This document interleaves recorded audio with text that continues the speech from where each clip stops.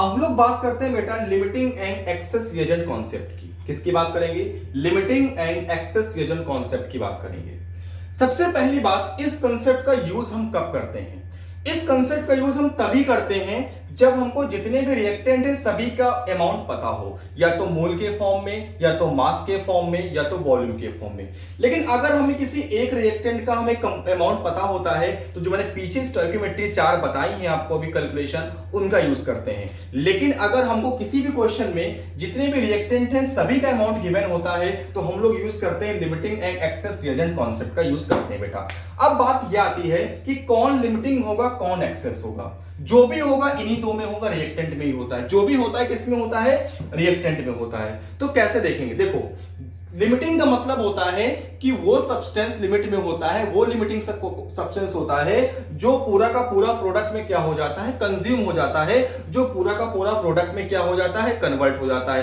But वो जो बच जाता है, जिसका अमाउंट ज्यादा गिवन होता है, वो क्या हो जाता है? उसको एक्सेस बोलते हैं। तो आपको एक क्वेश्चन से मैं समझाऊंगा। आपको क्वेश्चन गिवन है कि 5 mole of A is react with 2.5 mole of B2 then form AB2। आपको रिएक्शन दी है A plus B2 change AB2। आप देखो कि A और B2 दोनों रिएक्टेंट हैं, इन दोनों का मुझे मोल पता है।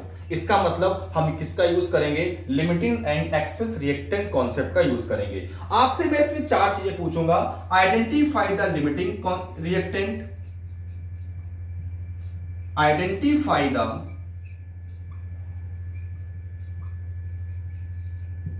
Limiting reactant. बहुत शांति से समझना, बहुत बेहतरीन से समझ में आएगा, बेहतरीन तरीके से। Identify the excess reactant,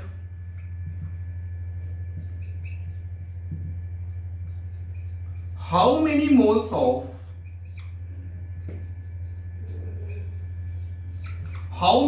of reactant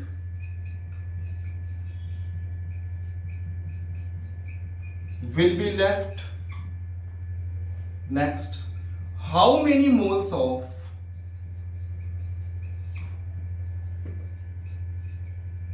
AB2 is formed?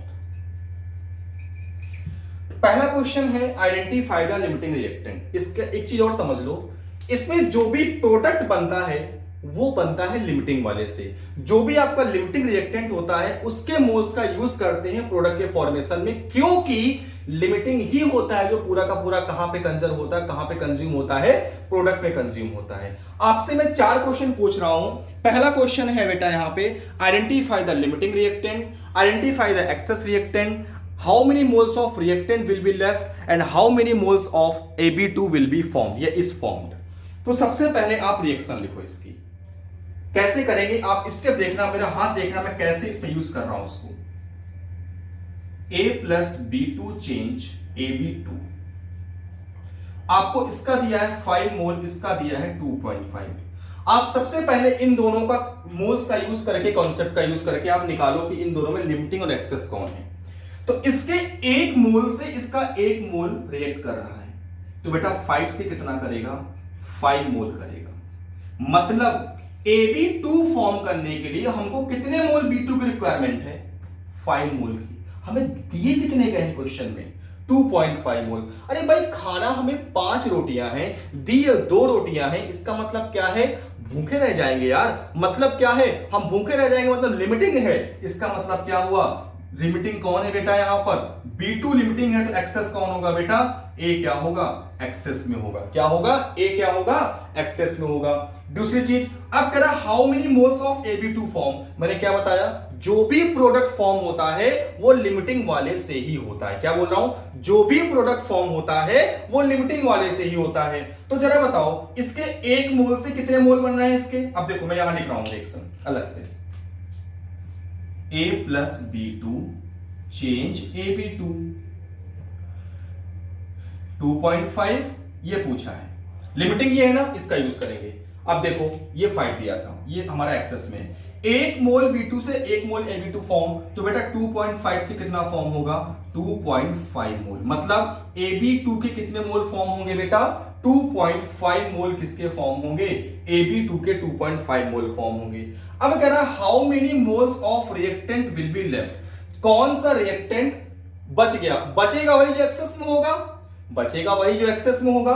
Access में कौन है? ए है। तो देखो कैसे करेंगे, इसको करने के लिए क्या करेंगे, रिएक्शन लिखो A plus B2 change AB2। बेटा ये 5 है, ये 2.5 है, जरा ध्यान समझो कैसे करोगे। 1 मोल B2 रिएक्ट कर रहा 1 मोल A के साथ, तो बेटा 2.5 मोल B2 किससे करेगा, 2.5 मोल A के साथ। आपको दिए 5 है, यूज हो रहा है 2.5, तो बचे कितना बेटा, 2.5 मोल। कितने बच गए, 2.5 मोल क्या बच गए बेटा, एक्सेस रिएक्टेंट बच गया। अब देखो मैं क्या बोला, आप एक बार फिर समझा देता हूं। 5 मोल A गिवन है, 2.5 मोल B2 गिवन है। आपसे कह रहा है कि इनमें से रिएक्टेंट लिमिटिंग कौन होगा, एक्सेस कौन होगा। तो आपने रिएक्शन लिखी, देखो 1 मोल A रिएक्ट कैसे यूज करेंगे, बिल्कुल सेम यही मेथड यूज करना। कितना भी टफ से टफ क्वेश्चन आ जाए यार, यही मेथड यूज करना। 1 मोल A के साथ 1 मोल B2 फॉर्म बन रिएक्ट हो रहा है, तो 5 के साथ कितना होगा, 5 मोल। हमको रिएक्शन कराने के लिए B2 के कितने मोल चाहिए, 5, बट गिवन कितने क्वेश्चन में 2.5। इसका मतलब चाहिए 5 मोल, दिए 2.5 मोल है, मतलब क्या हो गया, ये लिमिटिंग। जब ये लिमिटिंग हो गया तो ये क्या हो गया, एक्सेस हो गया। बात समझ में आ गई।